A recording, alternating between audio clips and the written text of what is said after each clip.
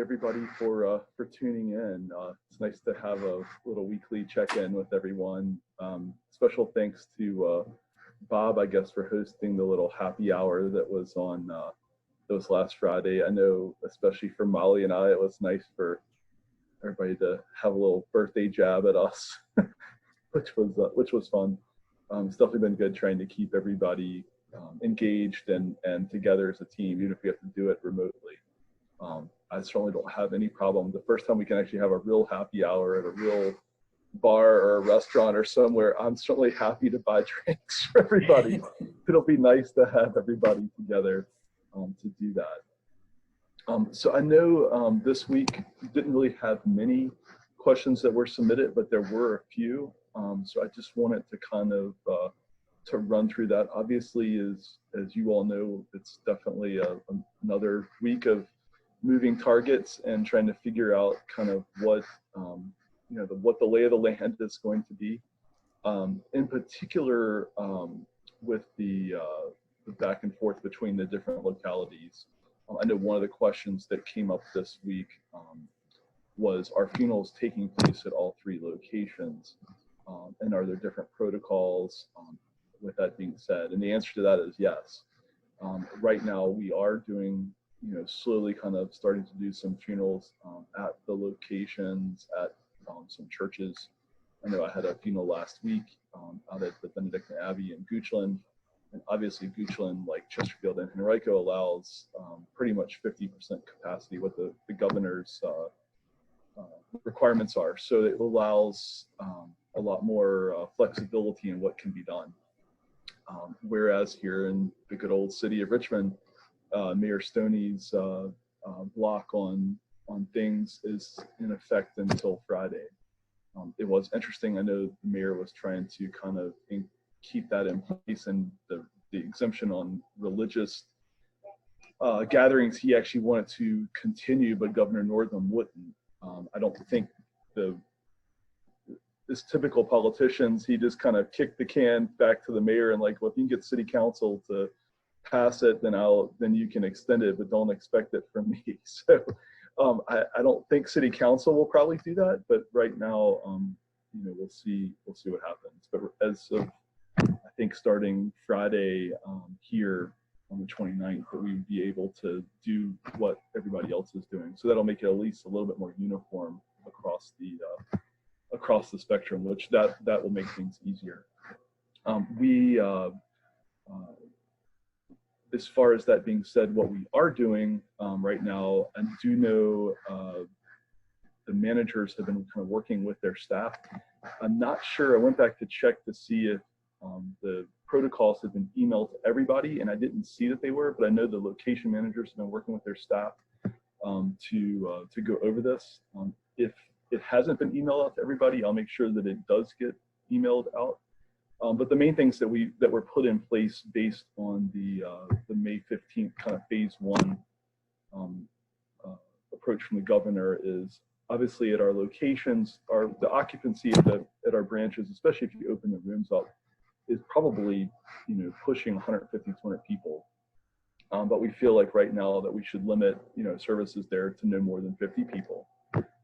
Individuals who are attending religious ceremonies have to be seated 6 feet apart. Obviously, family members, especially immediate family members that are living together, can sit together, especially if you've been quarantining together. But we really have to base kind of 6 feet off of that, which obviously, as you all know, makes that a huge challenge.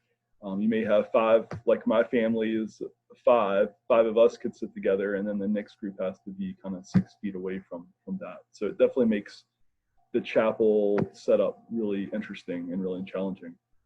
The other thing we're trying to do is making sure that these services they're still private in nature, because we do have limited attendance that we can have. There's no way we can make these a straight up public type of gathering. It would be embarrassing for the family and for us if we had to turn people away. And it creates too many other challenges from that. But obviously with the governors, we were kind of recommending to people to wear face coverings. And for our Bliley associates, that was a policy for us, is to wear face coverings for funeral ceremonies and things like that. Obviously, with the mandate that the governor has put in place about face coverings being effective on the 29th, that's one thing we're going to have to abide with, especially the public side of things. I know there's different language for things, and I know hopefully today we'll get a little bit more clarification exactly what things mean in the office areas. I certainly don't see that policy being something where when you're back doing paperwork and you're doing general administrative duties in your space, that we're going to have to require masks for all of us. It's not possible or a good thing for us to have to work in a mask for 8 or 9 hours in a day. But when we're out in the public and we're doing things like that, that is going to be something we're going to have to do. The other different things, we kind of set kind of chapel or in-house funeral ceremonies, technically generally like 10 or 1:30 or after 4, to allow us plenty of time to go back through and disinfect the chapel, bathrooms, the entire location. Obviously, that's one of the things with the governor's phase 1 approaches. We really have to be able to ensure that things are going to be cleaned and done. Also, signage at the locations. That's one thing that we have done. It's not my favorite thing, and it doesn't necessarily look all that great, but we're required, if we want to be open for these types of things, we have to provide adequate signage and things like that, with specific things that have to be in there. Other just small things are like passing out programs and things like that. We're not going to do that right now. Obviously, if you've been to the funeral home, you know how the guest book situation's working, with kind of having the staff member there to kind of man the book and things like that, trying to keep distance. Obviously, prayer cards or programs, we've still been providing those, but generally having them in a stack for people to take, and stuff like that. So it's just kind of, it's a lot of those types of things that we have to do now to try to be on the lookout. So just as kind of a quick kind of 101 on kind of what we're doing to deal with these things. This is one of the things that's going on. But I'll make sure that gets emailed out to everybody, just again, so we can just double our efforts and make sure also everybody kind of knows what's expected. The other flip side thing too is the mayor's or the governor's phase 1 requirements are specific only for ceremonies. So any type of gathering, like a visitation or identification viewing, things like that, still can only be done with 10 people. It seems kind of crazy, because we all know how funerals go from, it's a visitation, gathering, and a ceremony kind of all in one. But it definitely creates a little bit of a challenge for us. And I know just in practice, because people haven't seen each other, that the funeral ends up turning into a gathering. But that, I know from an attendance part, based on the semantics of how things are laid out, that's what we have to do right now. So it's just some more challenges for us. The other thing I just wanted to bring up this week, because I've seen it in myself first and foremost, but I know also in some others, I know we've been dealing with this now for 75 days or more. And I know all of us, it's not just the work stress that it creates, also stress in our own personal lives. When you're with 3 kids, and everything that I have going on, the walls start coming in, and I feel like I have gotten really short, with things, and it's important. I really try to be cognizant and aware of that. So I really want to challenge everybody to make sure that you're doing things, whether it be taking some time off, going on walks, running, or whatever that you can do to, to try to deal with this and, in a healthy way.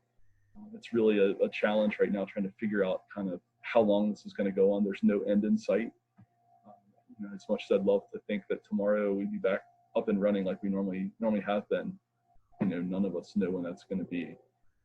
And everybody is dealing with this in such different ways that that's going to, make it a challenge for us going forward. And I don't see that getting any better in the near future, as much as I would love for it to.